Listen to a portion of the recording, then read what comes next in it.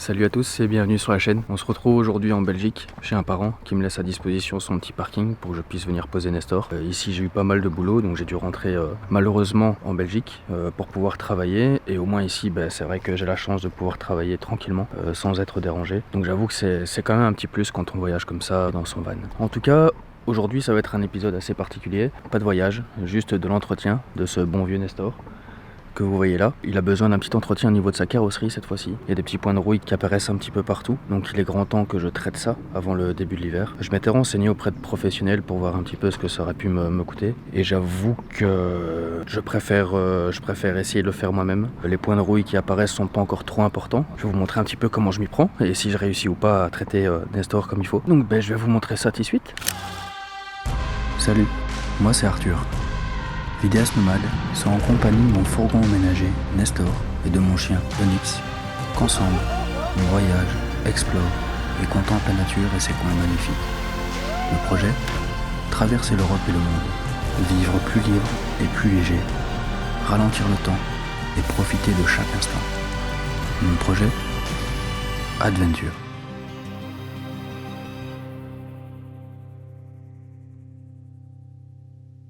C'est des débuts de points de rouille, c'est pas encore très grave, mais ça peut rapidement devenir corrosif et donc attaquer clairement la carrosserie, bien plus en profondeur que ça l'est actuellement. Donc les professionnels m'ont conseillé d'abord de gratter avec un tournevis pour essayer de gratter la peinture et d'arriver enfin au point de rouille, pour ensuite le gratter avec une espèce de brosse avec des émails en fer. Bon, le souci c'est que j'ai l'impression que ça va être un peu grossier et que ça risque d'être trop intense pour la carrosserie. Je pense que je vais faire n'importe quoi avec ça, donc je préfère me contenter de gratter légèrement au tournevis, à la limite peut-être avec un petit papier de verre, essayer de gratter la surface pour lisser on va dire la rouille, et puis ensuite je dois appliquer un espèce de produit, c'est une espèce de peinture au goudron qu'il faut appliquer sur la rouille, et c'est important qu'il y ait de la rouille puisque cette peinture elle fusionne avec la rouille pour pouvoir après agir comme elle doit agir, c'est-à-dire de faire une protection permanente, en tout cas le plus possible, pour protéger la carrosserie de l'humidité, de la neige et de tout ce qui pourrait venir attaquer la carrosserie. Donc c'est ça que je dois faire sur tous ces petits points de rouille, donc à mon avis j'en ai quand même pour une grosse journée. Comme c'est noir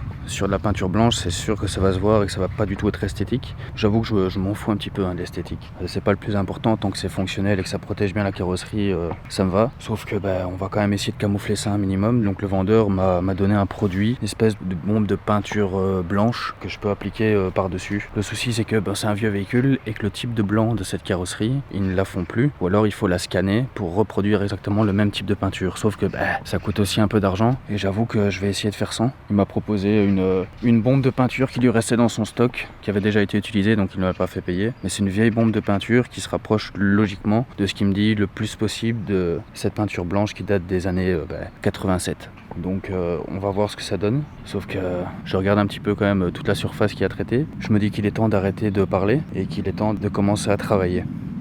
C'est parti.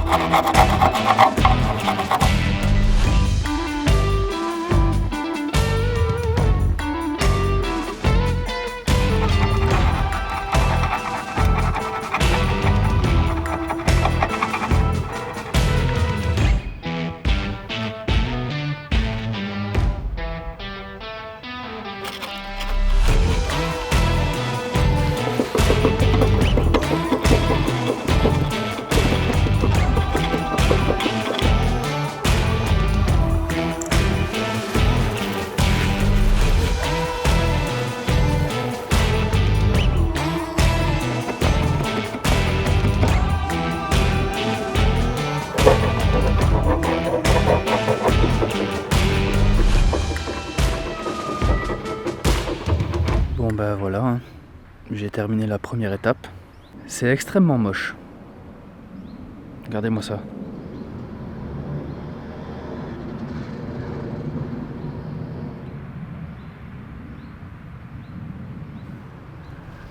Oui, j'espère que j'ai bien fait ça.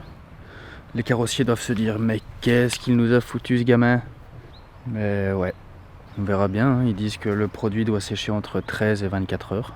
Donc je vais attendre demain pour mettre la bombe de peinture blanche et voir s'il y a moyen de couvrir au moins ça, quoi. Comme je le disais, c'est pas l'esthétique le plus important, mais quand même là, on verra bien.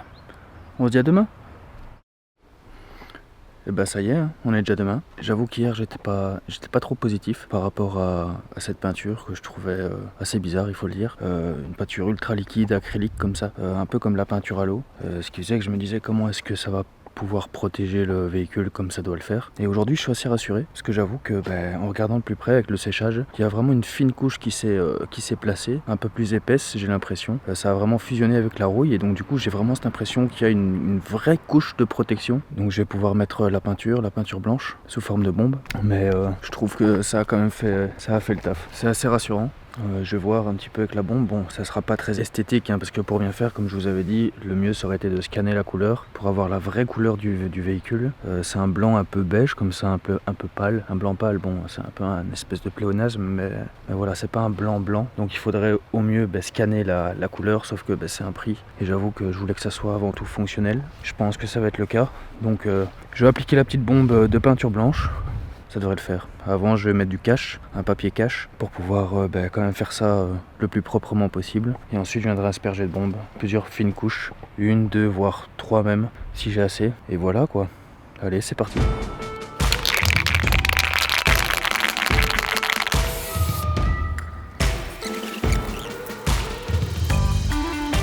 Bah ça va en fait. C'est pas si terrible que ça.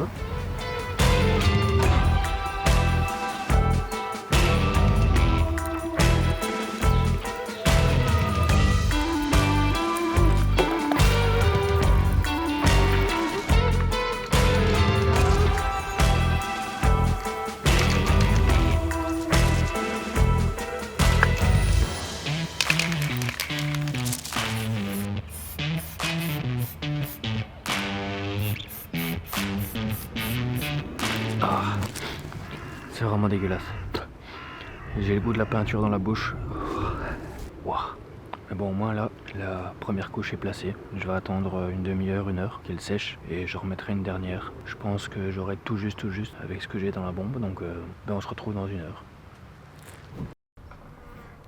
Bon bah ça y est, hein. Je vais mettre la dernière couche. Ce que je vais faire c'est enlever tous les caches pour pouvoir mettre la dernière couche et essayer de faire un peu comme les graffeurs font. C'est-à-dire estomper un petit peu, essayer de faire un petit dégradé pour que ce soit le plus propre possible. Je sais pas si c'est une bonne idée mais au point où j'en suis de toute façon c'est pas ça qui va changer grand chose. Le plus important c'est que ça protège et comme je l'ai dit je pense qu'en tout cas pour une petite année ça va être le cas. Seul l'avenir me le dira. On verra bien à ce moment là si ce que j'ai fait ici suffira à entretenir la carrosserie pour un certain temps. Donc je vais mettre aussi un masque parce que j'ai eu vraiment des particules de peinture dans le nez. C'est dégueulasse et je suis sûr que c'est pas très très bon pour la santé. Donc je vais mettre un masque, je vais enlever le cache, je vais mettre la dernière couche de peinture et on verra déjà le résultat un petit peu plus ce soir.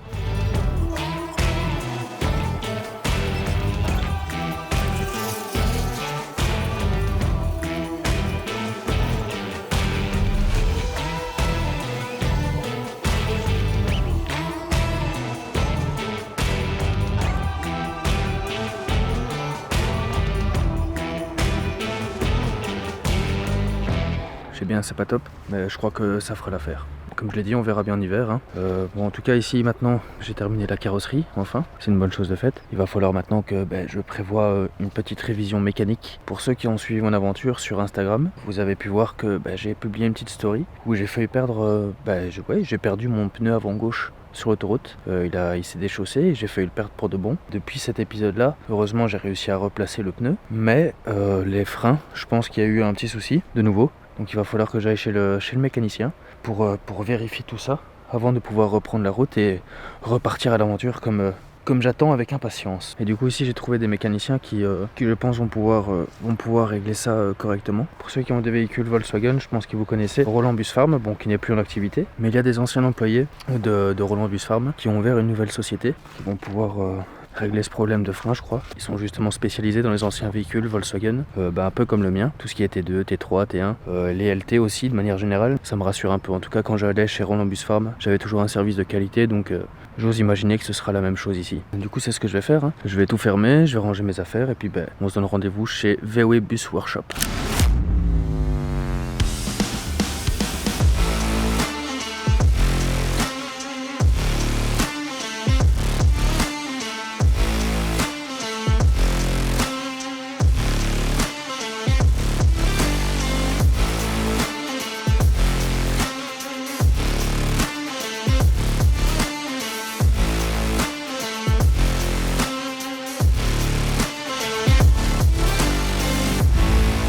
Voilà, on se retrouve à The Bus Workshop.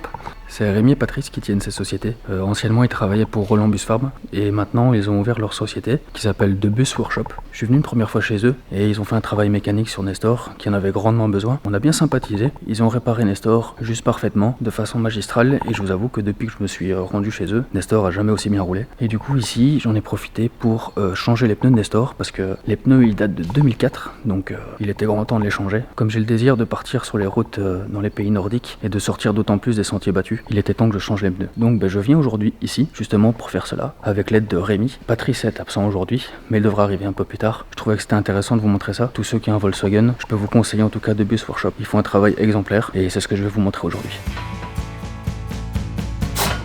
Donc là on a Rémi qui est en train justement de placer le pneu sur la jante. Il place tout d'abord la pipette qui va servir à gonfler le pneu. Ensuite, il met de la graisse de montage qui va permettre à la jante de venir se placer dans le pneu, ou plutôt qui va permettre de placer le pneu sur la jante.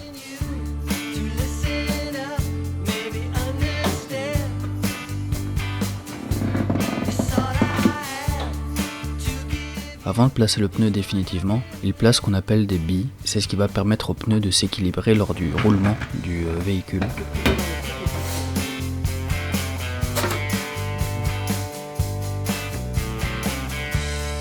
Une fois que les billes sont placées, il vient placer le pneu sur la jante. Et ensuite, la dernière étape, c'est de venir gonfler le pneu pour que ce pneu, justement, puisse épouser la jante parfaitement.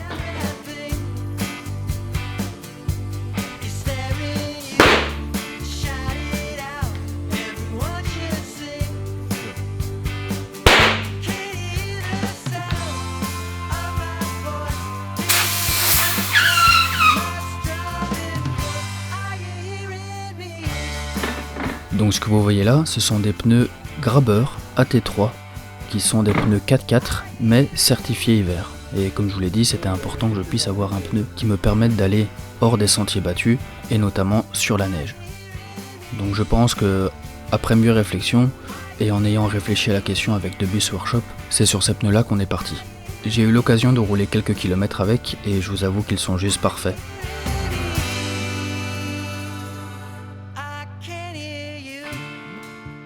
Ensuite, une fois que les pneus ont été montés, on les amène à l'atelier pour pouvoir les monter sur Nestor. Donc ce que vous voyez là, c'est les anciens pneus de Nestor, et là les nouveaux pneus Nestor. Comme vous voyez, il y a quand même une belle différence.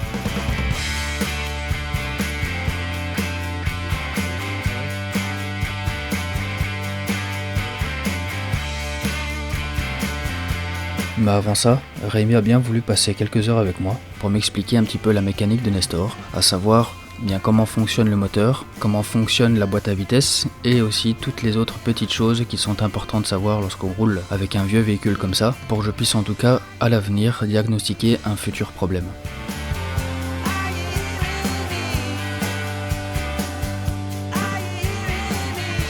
Et donc une fois qu'il m'a expliqué tout ça, on a commencé à monter les pneus sur Nestor. J'ai demandé à Rémi de pouvoir le faire et évidemment il a accepté. Donc j'ai eu l'occasion de monter les pneus sur Nestor. C'était assez satisfaisant, je dois dire.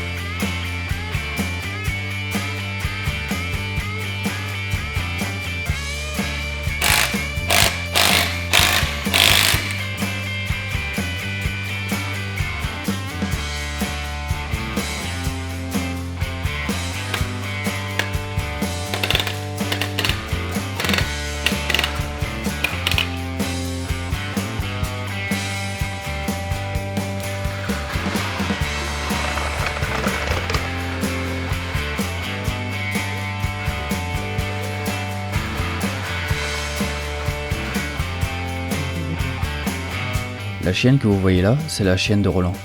Onyx était tout content de pouvoir retrouver sa nouvelle copine avec qui il avait sympathisé quelques années auparavant.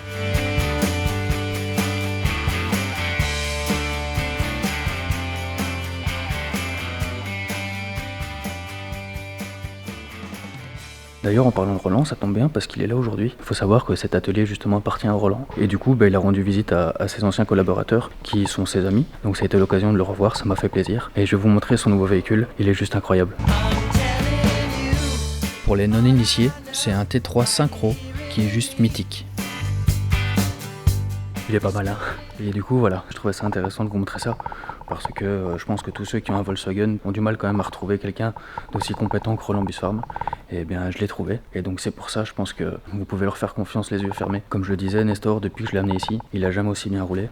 Je vous mettrai le lien de Debus Workshop dans la description, comme ça vous pourrez les contacter. Et vous pourrez voir par vous-même justement qu'ils font un travail exemplaire. Bon, la pluie s'est levée, évidemment, on est en Belgique. On n'a jamais plus de 3 jours de soleil ici, vous le savez bien. Mais du coup, c'est ici que cet épisode se termine. Je suis content d'avoir pu vous présenter cette équipe de Debus Workshop qui font un travail exemplaire. Donc n'hésitez pas à les contacter. C'est ici qu'il faut venir. Ils n'attendent plus que vous. Nestor, il est enfin prêt à prendre la route. Je vous dis à la semaine prochaine pour un nouvel épisode. Et d'ici là, prenez soin de vous.